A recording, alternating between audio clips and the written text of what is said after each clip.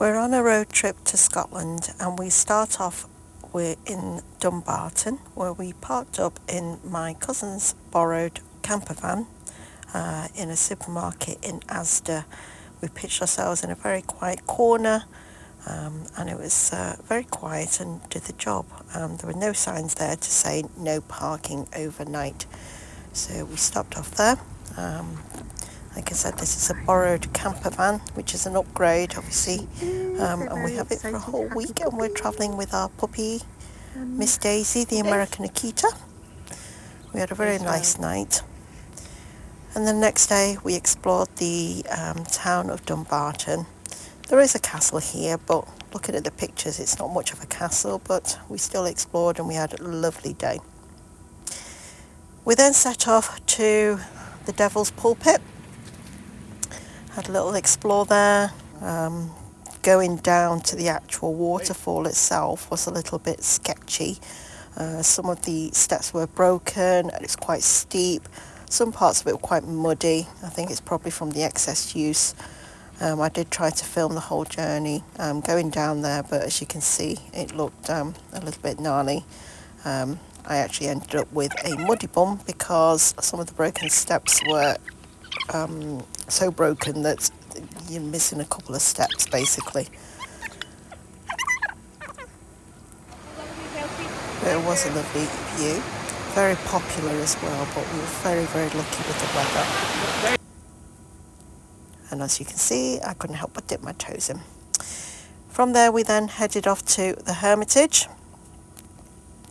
where we explored Tay Forest with these huge Douglas firs. Girl, Daisy. Daisy here following Daddy up a broken, fallen down tree. Very brave. Obviously then I had to have a go. Had no problems getting up at all. And then as I got to the top, turning around, I got a little bit jelly legs. Oh, you are wobbling it like a rocket. Actually ended up shaking the whole tree trunk. Oh no, oh no, oh no, oh no, no, no, no, no.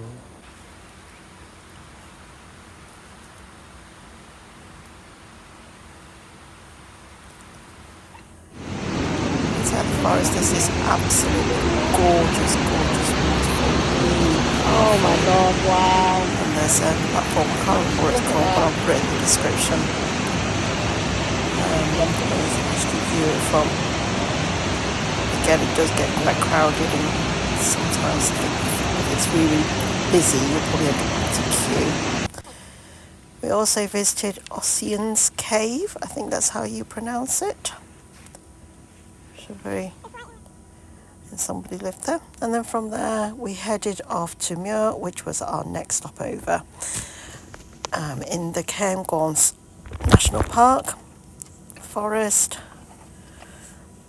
Cooked up a very simple meal with John there, nodding off because he did most of the driving. And the next morning we just woke up to these absolutely stunning views of the forest. Again, another glorious day.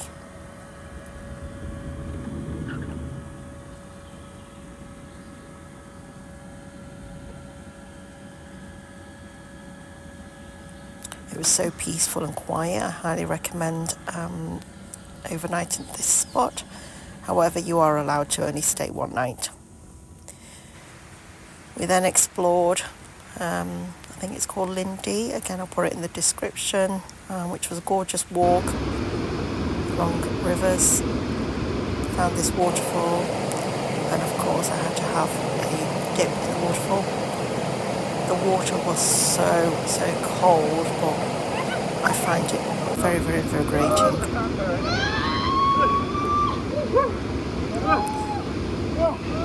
I just felt so alive. John did go in the end though, but he's not as used to it as me.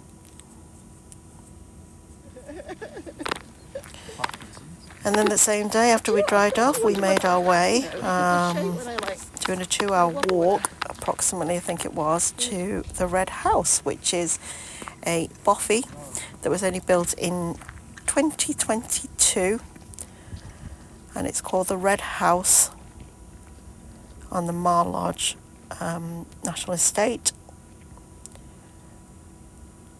And it was just so clean and tidy, so new, just so lovely. It was just had this gorgeous woody smell inside. Really spacious. This bothy could sleep 6 people. But I think if it does get crowded, I think people will probably end up sleeping in the living room. But there is a separate kind of eating quarters or lounging area. And like most bothies, there's always a log burner. As you can see, it's really new. It was like an Airbnb. But it had this gorgeous kind of timber cladding kind of smell. These are the bunk beds. Wow. Lots of room, lots of space. More importantly,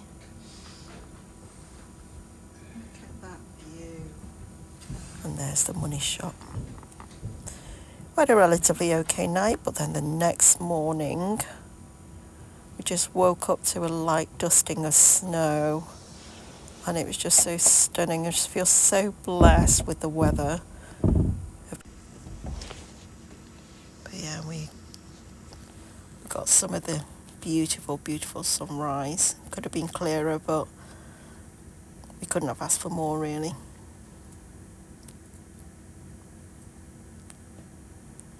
It was so quiet as well at this bothy. It was literally could not hear a single thing.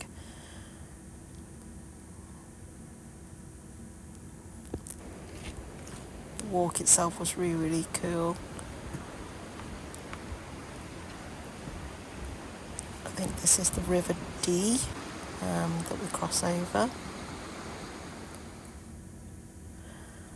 And then from there, we did a short drive over to Prince Albert Cairn, which is in the Balmoral Estate, I think. Don't follow the postcode for Prince Albert Cairn because it'll take you up some road where there's no parking, so I would park at Caffrey, I think it was called. But Prince Albert Cairn is basically this wonderful kind of pyramid structure dedicated to Prince Albert, obviously.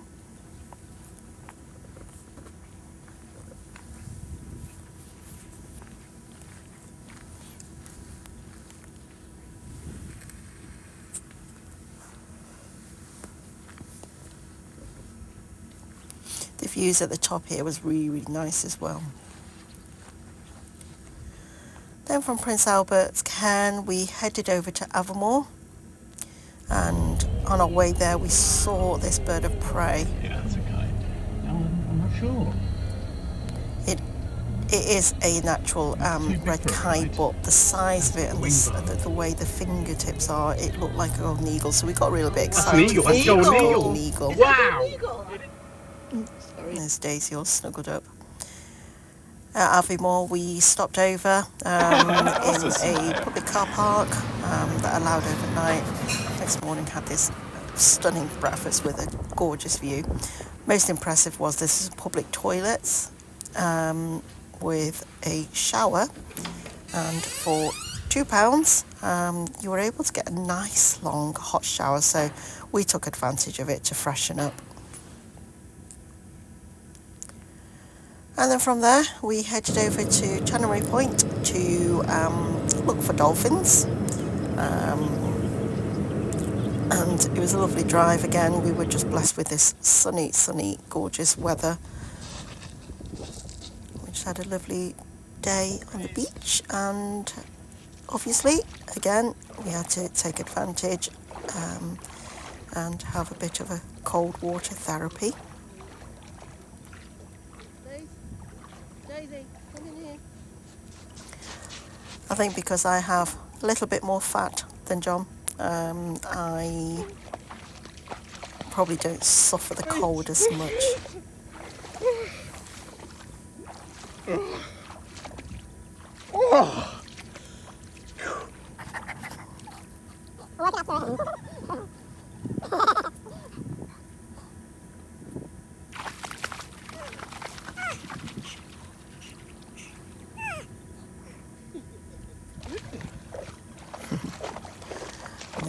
straight in.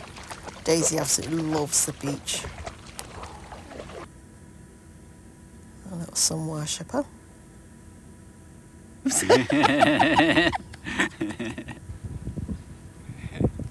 Lighthouse behind us. Sadly, we didn't spot any dolphins. And then from Chanonry Point, we headed over to our next stopover. It's called Aigas. We found on Park for Night. Most of our spots we found on Park for Night. We've been using that to kind of for park ups.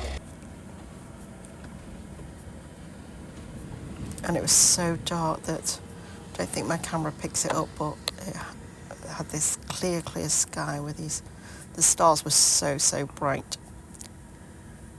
And that was our 3 day to Scotland. Follow for more. We'll be around for 3 more days.